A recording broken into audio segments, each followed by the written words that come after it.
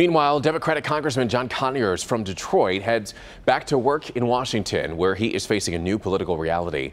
Conyers this past weekend gave up his leadership position as the top Democrat on the House Judiciary Committee.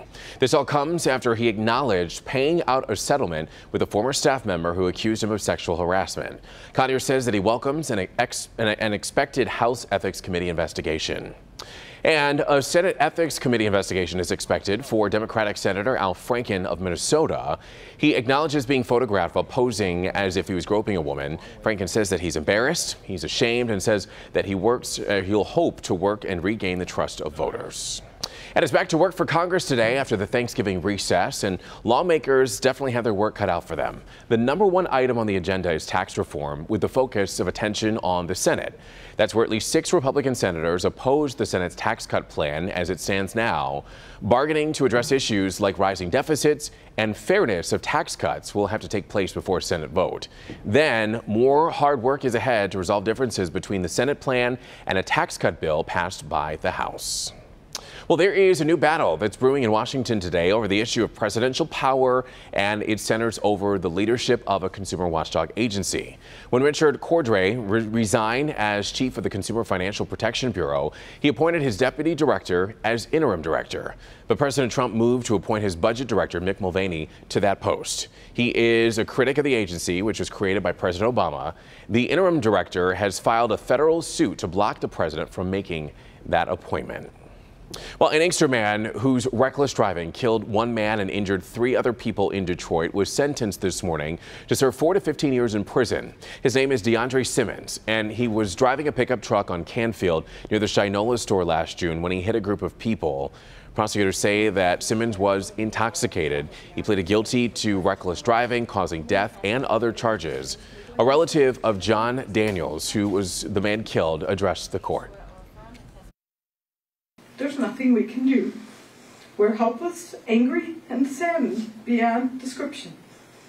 Consequently, we ask that you consider sentencing the defendant to the minimum sentence of 7 years, at least as the law provides, without parole.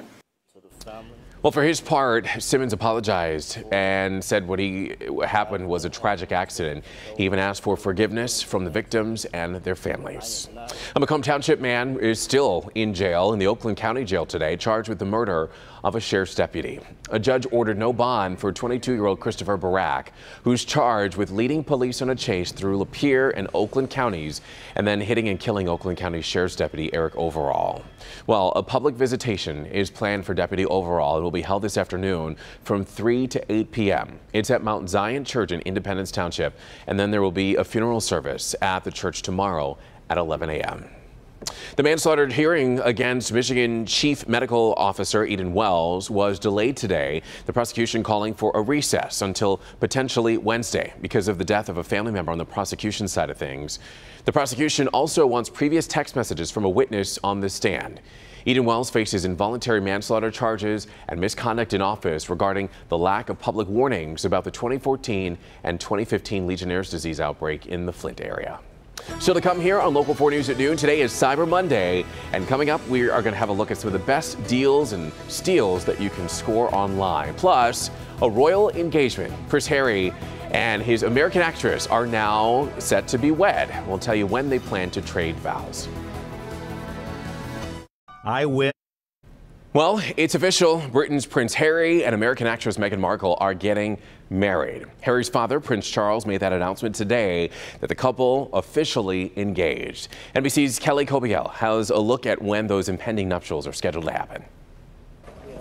Well, after all the speculation of the past couple of days, will Prince Harry pop the question? When will it happen? How will it happen? Turns out he already had. The palace announcing this morning that Prince Harry asked his girlfriend, American actress Meghan Markle, to marry him in London earlier this month. We don't have details beyond that other than the two will have a spring wedding sometime next year. How are you both feeling? Thrilled. Very glad it's not raining as well. And Meghan, how are you feeling? Later today, they'll have a sit-down interview where we're hoping to learn more about the proposal and their big plans. We do know that they'll be living here at Kensington Palace in Harry's Nottingham Cottage, where he has lived for the past few years. Back to you.